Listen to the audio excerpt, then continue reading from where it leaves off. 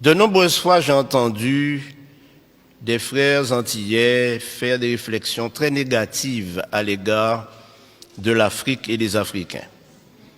Mon problème est que c'est le résultat d'une coalition internationale dans le cadre du conflit cosmique où les médias du monde entier se sont ligués contre ceux qui ne sont pas décolorés.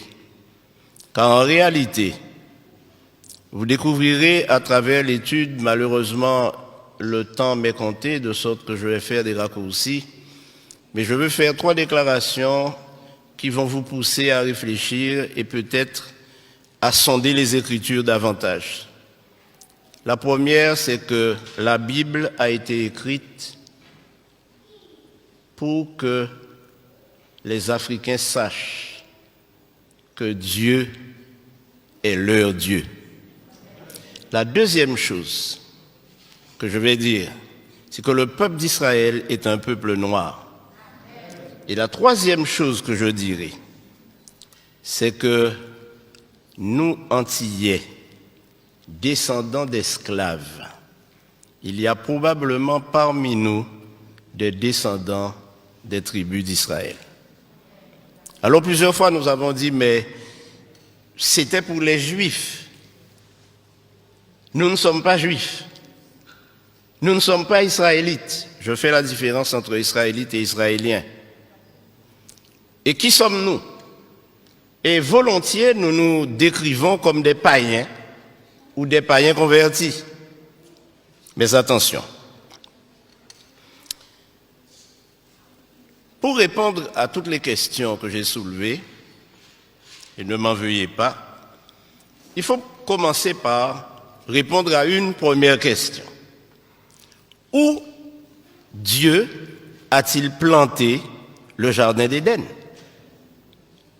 Alors certains me diront toutes sortes de lieux géographiques. Mais si nous lisons attentivement, et j'aimerais, frères, vous dire que lire la Bible n'est pas suffisant. Mais ce qui est important, c'est de sonder les Écritures, questionner notre foi et questionner nos pratiques. Mais j'aimerais vous inviter à lire en Genèse chapitre 2 pour découvrir que le jardin d'Éden était en Afrique centrale. Je pourrais m'arrêter là et vous laisser partir frustré. Et probablement vous posant des questions en vous disant, mais ce pasteur qu'on a invité aujourd'hui, d'où vient-il? Qui est-il? Quel étrange personnage. Mais vous savez, mes amis, je suis né dans l'église adventiste, mais je n'étais pas adventiste quand je suis né. J'ai grandi dans cette église et année après année, j'ai répété ce que dit mon église concernant la parole de Dieu. Mais le Seigneur m'a fait prendre conscience de la nécessité d'étudier la Bible sans préjugés. Et en tant que fils d'esclave, le premier préjugé que nous avons développé tous ou presque, c'est que tout ce qui est bon ne vient pas de chez nous, mais de l'extérieur, oubliant que tout ce que nous avons accumulé comme conception de notre religion vient du Code noir. Et le Code noir stipulait que les Africains ou les hommes de couleur noire n'ont pas d'âme, ne sont pas capables d'adorer et ils ne peuvent pas avoir un Dieu autre que le Dieu de leur colon, de leur maître. Donc, les hommes de couleur noire ne peuvent pas avoir un Dieu autrement que blanc. Et voilà ce que nous avons cultivé. Et jusqu'à présent, nos enfants, nous leur montrons un Christ blanc, nous leur montrons des anges blancs, et quand nous parlons de Dieu, nous pensons même déjà, nous l'avons déjà coloré en blanc. Mais mes amis, la Bible m'enseigne autre chose, tout à fait autre chose. Et quand je lis la répartition des nations sur terre, je me rends compte que nous sommes tous cousins et cousines. Car nous sommes tous mon cher Max, des descendants de Noé. Tous descendants de Noé, à travers ses fils. Or, le seul fils de Noé qui était un albinos, donc blanc, c'était Japhet. Mais Sem et Cam, ou Ham, puisque Cam c'est francisé, étaient noirs. Les Sémites sont des noirs. Les descendants de Sem sont des noirs. Et les descendants de Cam sont des noirs. Et c'est la Bible qui le prouve. Dans la généalogie de Jésus, il y a plusieurs Cananéens. Plusieurs femmes cananéennes ont enfanté avec des Sémites ou des Couchites. Vous savez, quand nous lisons la Bible, frères et sœurs, nous ne la sondons pas. Lorsque nous arrivons sur les généalogies, sur le livre des Chroniques, nous passons au chapitre suivant, ou au livre suivant. Mais lorsque nous lisons les généalogies et les chroniques, alors la Bible nous parle différemment et résonne dans notre esprit maintenant qu'il s'agit de nous-mêmes. Frères et sœurs, notre religion n'aura aucun sens si nous nous mettons à imaginer notre religion à travers la religion des autres. Dieu ne nous a pas été prêté par les Blancs, puisque Dieu est le Dieu des Noirs. Nous ne pouvons pas prétendre suivre une religion que nous avons reçue de ceux qui nous ont évangélisés.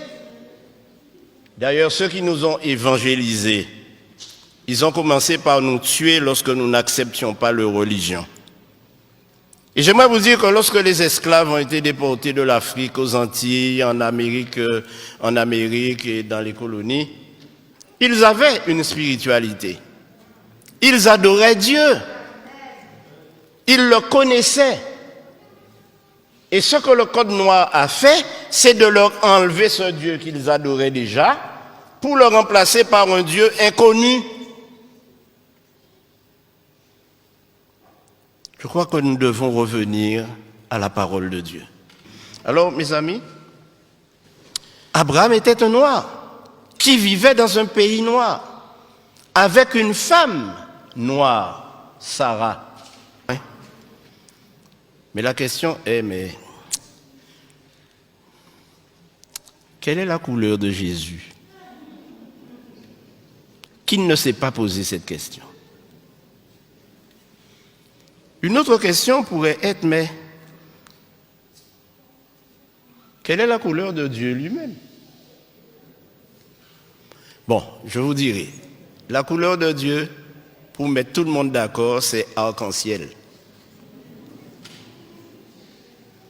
Parce que la Bible nous dit que personne ne l'a jamais vu, mais lorsqu'on regarde son trône, le trône est entouré d'un arc-en-ciel. Donc on va dire que la couleur de Dieu, c'est arc-en-ciel. Mais j'aimerais vous dire, mes amis, que les choses ne sont pas aussi faciles. Dans le Nouveau Testament, nous trouvons plusieurs Africains. L'eunuque, par exemple, il était de quelle nationalité? Il était éthiopien. Donc il venait du pays de Couche. Maintenant, quel est le plus grand et plus célèbre Africain que nous connaissons? Le plus grand et plus célèbre, plus fameux Africain que je connaisse, c'est Moïse, né en Égypte. Il est né en Égypte. C'est un Africain, Moïse. Un Africain noir.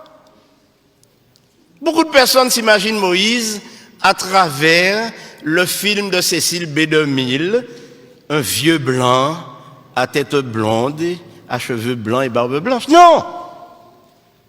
Et la raison est simple, mes amis. Moïse a été élevé à la cour de Pharaon pour succéder au Pharaon. Or, nous savons aujourd'hui, et le monde scientifique, les historiens, les théologiens savent que les Égyptiens étaient des Noirs et les pharaons étaient noirs. Alors, Moïse était le plus grand noir célèbre que l'on connaisse. Et ceci a été prouvé par le plus grand savant du XXe siècle africain, qui s'appelle Cheikh Anta Diop et qui a déterminé par ses études et prouvé au monde scientifique que la civilisation égyptienne et noire est la première civilisation du monde. Et aujourd'hui, quand nous parlons, nous disons que l'Afrique est le berceau de l'humanité, n'est-ce pas? Et si le berceau de l'humanité est en Afrique, ça signifie que Dieu a créé Adam et Ève en Afrique.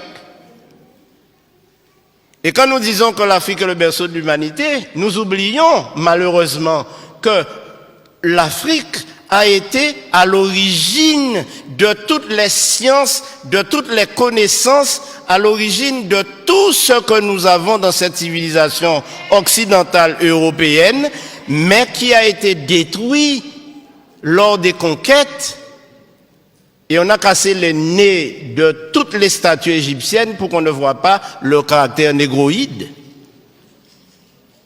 Ainsi donc, mes amis, ne nous laissons pas embarquer, mais puissions-nous cultiver une religion authentique.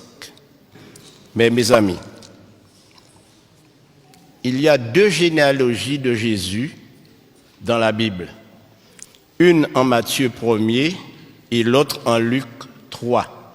Ces 2 généalogies, je vous invite à les lire, à les comparer, et vous vous rendrez compte qu'elles sont inversées, c'est-à-dire une commence par la fin et l'autre commence par le commencement.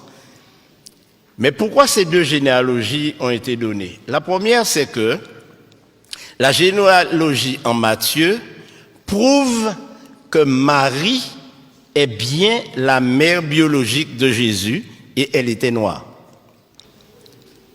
À la question, mais quelle est la couleur de Jésus? Alors, si je vous dis que je ne sais pas, vous ne me croirez pas, après tout ce que j'ai dit. Mais ce que j'ai découvert en étudiant les généalogies, c'est que toute l'ascendance de Jésus, depuis Abraham, est de lignée noire, sémite et cushite. Alors évidemment, la conclusion est simple. Ne me faites pas dire que Jésus était noir, mais si vous me le faites dire, je le dirai. Alors, en Jean 8, 32, le Seigneur Jésus-Christ lui-même nous dit, connaissez ce texte? Vous connaîtrez la vérité et la vérité vous affranchira. Ce dont nous avons besoin aujourd'hui, frères et sœurs, c'est d'être affranchis de tous les concepts, de toutes les idées, de toutes les philosophies que nous entendons dans les sermons, que nous entendons dans les études, que nous entendons des gens afficher et affirmer. La Bible nous dit que le peuple noir n'est pas maudit, que le peuple noir fait l'objet de l'attention de Dieu, parce que Dieu s'est adressé à des noirs. Donc, ce qu'il faut retenir, c'est que tous ces concepts que nous avons développés et qui font de nous des personnes complètement complexées, lorsque nous sommes dans un milieu où nous ne retrouvons pas les couleurs auxquelles nous sommes habitués, nous sommes complexés, nous avons l'impression d'être inférieurs. Nous ne sommes pas inférieurs devant Dieu. Au contraire, nous sommes des enfants d'Israël. Il y a de cela 2 ans, j'étais au Ghana. J'étais à Kumasi, au Ghana. Et là, j'ai rencontré de nombreuses personnes qui m'ont dit « Nous sommes des descendants de Siméon ». Et ceci a éveillé mon attention. Mais savez-vous ce qui s'est passé? Lorsque les Romains sont entrés à Jérusalem et qu'ils ont commencé à persécuter les enfants d'Israël, qui étaient des Noirs, ils se sont enfuis en Afrique de l'Ouest. Et c'est pourquoi aujourd'hui, pratiquement toute l'Afrique de l'Ouest est peuplée de descendants d'Israélites. Cherchez et vous trouverez à Man, en Côte d'Ivoire, des descendants de la tribu de Dan. Et si vous allez jusqu'en Afrique du Sud, vous trouverez les Lemba qui eux aussi sont des Israélites, qui pratiquent tous les rites juifs sans avoir été évangélisés par aucune nation. Alors mes frères, Simon de Cyrène, c'était un noir. Mais je terminerai par ce qui va vous renverser sur votre siège. L'apôtre Paul était un noir. Et je vous donne la référence, lisez-la à la maison. Acte 21, versets 37 et 38. Quand l'apôtre Paul s'est présenté, on lui a posé la question, mais n'es-tu pas cet Égyptien qui soulève des foules? S'il était pris pour un Égyptien, Paul n'était rien d'autre qu'un nègre marron.